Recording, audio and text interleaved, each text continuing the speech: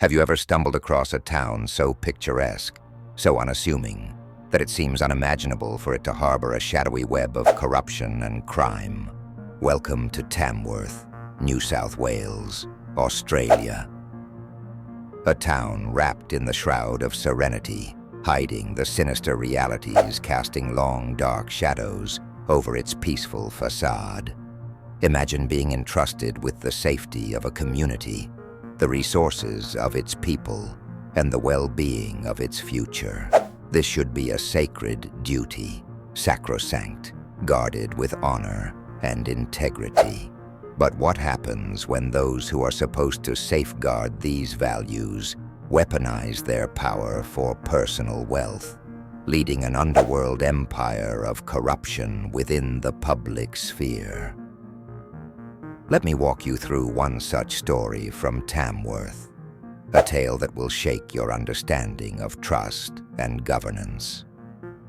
Meet Colin Murray, the former mayor of Tamworth, whose professional trajectory should have been one of inspiring public service. Instead, it has been riddled with allegations of systemic corruption. In August 2017, Colin Murray traveled to China, a delegation with hopes to expand trade and collaborative ties. Not so fast.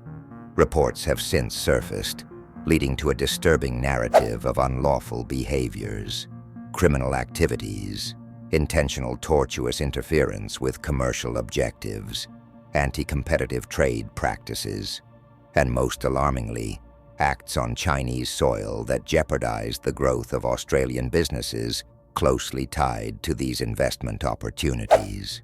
Murray didn't act alone either. Enter General Manager of Tamworth Regional Council, Paul Bennett. Allegedly, Bennett worked in correspondence with counterparty businesses, dealing behind the backs of agreed partnerships.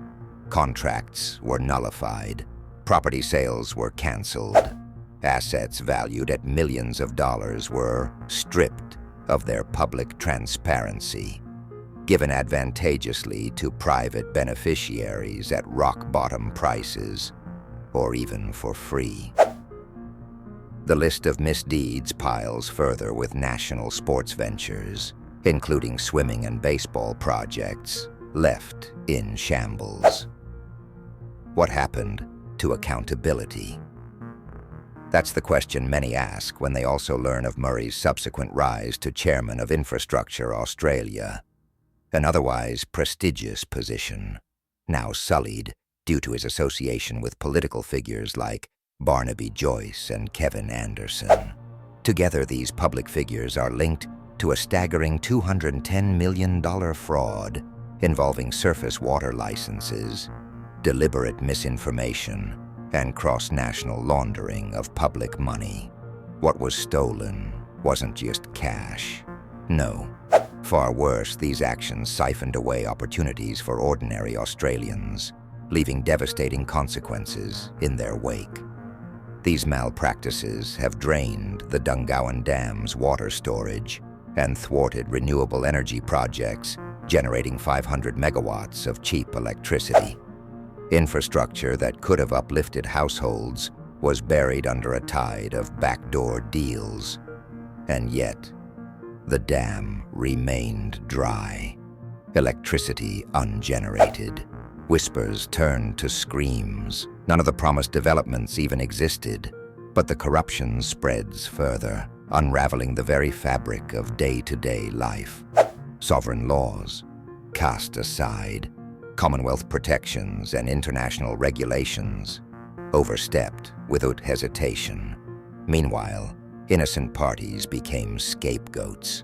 Property theft, violent coercion, and mafia-style tactics became the tools of choice to suppress whistleblowers, business people, and entire communities impacted by such treacherous failures of governance. If you think this resembles a Netflix political drama, think again. This isn't Hollywood. This is Tamworth's reality, and in some ways, a microcosm of similar cracks within the Australian system. Let's take a closer lens on the global business leader drawn into this dilemma. This individual, an outsider from regions far and wide, enthused by the prospect of creating jobs and injecting economic empowerment into Tamworth, had unknowingly become another victim. His projects boasted immense potential, revitalizing a blighted economy with over 27,000 career-inducing opportunities and an economic injection of $10 billion. His vision hitched hope to an underserved town, seemingly eager to bloom. But hope was not what greeted him. Instead, deceit unfolded.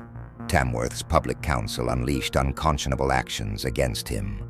Deception, property theft, explicit defamation, and worse, infighting fueled by internal collusion between council leaders, employees, and even the local law enforcement. Tamworth degenerated into a breeding ground, not just for crimes within its lanes, but for systematic attacks orchestrated by its highest power players. The businessman's workforce and ventures fell victim to local drug trafficking and violent exploits. Law enforcement betrayed him further. They manipulated events with staggering precision, turning legal systems into criminal empowerment centers. And think of the impact on this town's citizens, industries, and opportunities. The vision spanning future decades, reduced to ash. Foundations of trust in who governs, scarred beyond measure. Regional Australia, left vulnerable, damaged irreparably. Voices who trusted their leaders to build infrastructure and protect equity were forgotten. Goods and services, national progress, stalled indefinitely. What's even worse is that this story doesn't isolate Tamworth. Institutions meant to protect and safeguard livelihoods consistently misuse their authority. From courts endorsing unjust legal cancellations to propping up drug racketeering, bribery, and smothering dissent. Every dollar laundered through systemic exploitation robbed families of jobs and education. Every pact between criminal elements within councils sold the fundamental promise of equality under the law. Let the whistleblowers speak. Let Tamworth citizens demand explanations. Because at the heart of this darkness lies a truth tangled in bureaucracy's eroded credibility. The perpetrators flaunt their wealth without shame.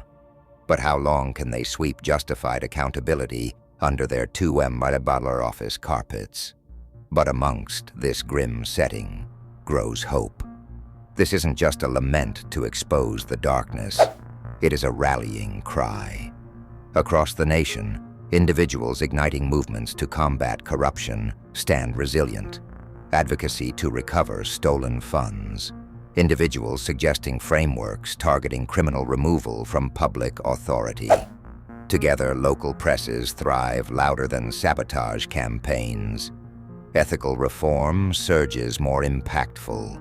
Realignment of council community dynamics proposed brighter pathways. This decaying system isn't irredeemable if acted upon swiftly. Transparency fuels accountability. Unified voices help root truth back through power player alliances.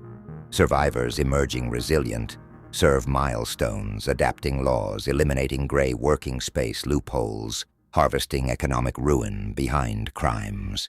Tamworth once embodied potential, and still maybe carve returns, innovating rehabilitation reforms, tackling rot, regaining independence.